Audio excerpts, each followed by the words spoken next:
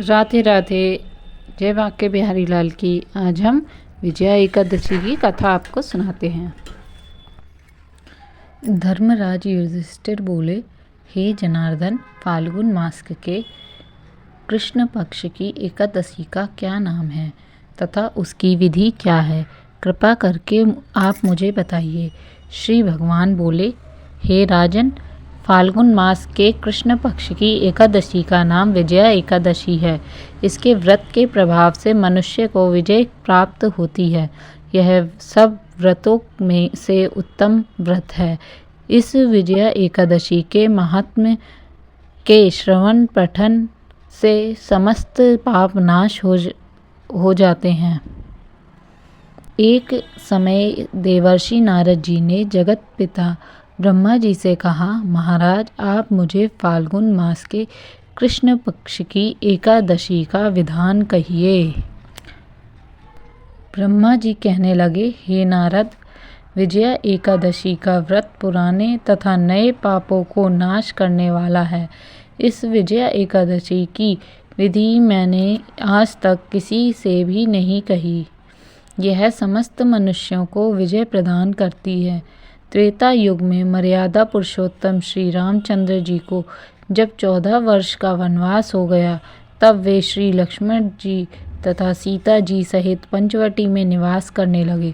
वहाँ पर दुष्ट रावण ने जब सीता जी का हरण किया, तब इस समाचार से श्री रामचंद्र जी तथा लक्ष्मण जी अत्यंत व्याकुल हो गए और सीता जी की खोज में चल दिए। घूमते घूमते जब वे मरणासन जटायु के पास पहुँचे, तो जटायु उन्हें सीता जी का वृतांत सुनाकर स्वर्गलोक को चले गए। कुछ आगे जाकर उनकी सुग्रीव से मित्रता हुई और बाली का वध किया। हनुमान जी ने लंका में जाकर सीता जी का पता लगाया और उनसे श्री रामचंद्र जी और सुग्रीव की मित्रता का वर्णन किया। वहाँ से लौटकर हनुमान जी ने भगवान राम के पास आकर सब समाचार कहे। श्री रामचंद्र जी ने वानर सेना सहित सुग्रीव की संपत्ति से लंका को प्रस्थान किया। जब श्री रामचंद्र जी समुद्र के किनारे पहुँचे, तब उन्होंने मगरमच्छ आदि से युक्त उस अगाध समुद्र को देखकर लक्ष्मण जी से कहा कि इस समुद्र को हम किस प्रकार पार करेंगे?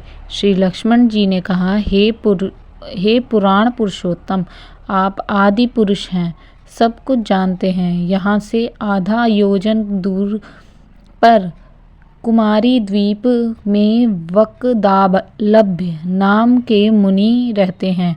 उन्होंने अनेक ब्रह्मा देखे हैं। आप उनके पास जाकर इसका उपाय पूछिए। लक्ष्मण जी के इस प्रकार के वचन सुनकर श्री रामचंद्र जी वक्दालभ्य ऋषि के पास गए और उनको प्रणाम करके बैठ गए।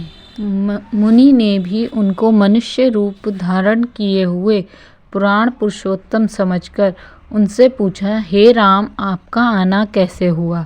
श्री रामचंद्र जी कहने लगे कि हे ऋषि, मैं अपनी सेना सहित यहाँ आया हूँ और राक्षसों को जीतने के लिए लंका जा रहा हूँ। आप कृपा करके समुद्र पार करने का कोई उपाय बतलाइए। मैं इसी कारण आपके पास आया हूँ। वक्दालभ्य ऋषि बोले कि हे राम, फाल्गुन मास के कृष्ण पक्ष की एकादशी का उत्तम व्रत करने से निश्चय ही आपकी विजय होगी। साथ ही आप समुद्र भी अवश्य पार कर लेंगे। इस व्रत की विधि यह है कि दशमी के दिन स्वर्ण, चांदी, तांबा या मिट्टी का घड़ा बनाएं। उस घड़े को जल से भरकर तथा 5 पल्लव रख वेदिका पर स्थापित करें। उस घड़े के नीचे सतनजा और ऊपर जौ रखें। उस पर श्री नारायण भगवान की स्वर्ण की मूर्ति स्थापित करें। सतनजा और ऊपर जौ रखें, उस पर श्री नारायण भगवान जी की मूर्ति स्थापित करें। एकादशी के दिन स्नान आदि से निवृत्त होकर धूप दीप नैवेद्य नारियल आदि से भगवान की पूजा करें। तत्पश्चात घड़े के सामने बैठकर दिन व्यतीत करें और रात्रि को भी उसी प्रकार बैठकर जागरण करें। द्वादशी के दिन नित्य नियम से निवृत्त होकर उस घड़े को ब्राह्मण को दे दें। हे राम, यदि तुम इस व्रत को सेनापतियों सहित करोगे तो तुम्हारी विजय अवश्य होगी। श्री रामचंद्र जी ने ऋषि के कथनानुसार इस व्रत को किया और इसके प्रभाव से दैत्यों पर विजय पाई। अतः हे राजन, जो कोई मनुष्य विधि पूर्वक इस व्रत को करेगा, दोनों लोकों में उसकी अवश्य विजय होगी। श्री ब्रह्मा जी ने नारद जी से कहा कि हे पुत्र, जो कोई इस व्रत के महात्म्य को पढ़ता या सुनता है, उसको वाजपेय यज्ञ का फल प्राप्त होता है। उम्मीद करती हूँ आपको यह कथा बहुत अच्छी लगी होगी। Subscribe to the channel, bell icon के बटन को प्रेस करें। बटन प्रेस करने से आपको हमारे चैनल पर एकादशी की सभी कथाएं सुनने को मिलेंगी। राधे राधे।